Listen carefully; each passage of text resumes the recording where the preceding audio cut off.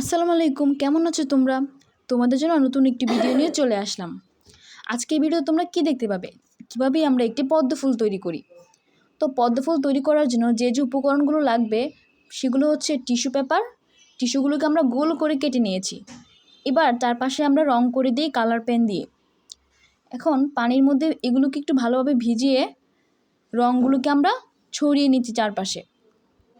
এবার একটা গ্লাসের মধ্যে প্রত্যেকটা গোল করে কাটা টিস্যু পেপারগুলোকে ভালোভাবে বসিয়ে দিই।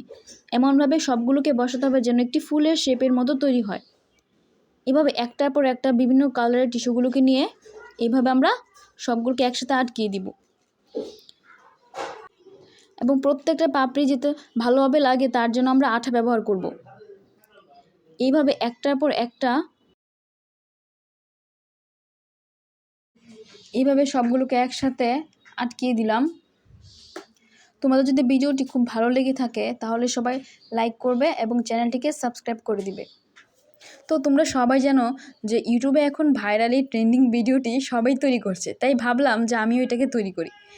তো এবার গ্লাসটিকে উপর করে ফুলটাকে বের করে নিয়ে আসলাম। এই তো হয়ে গেল। কেমন হলো অবশ্যই জানাবেন।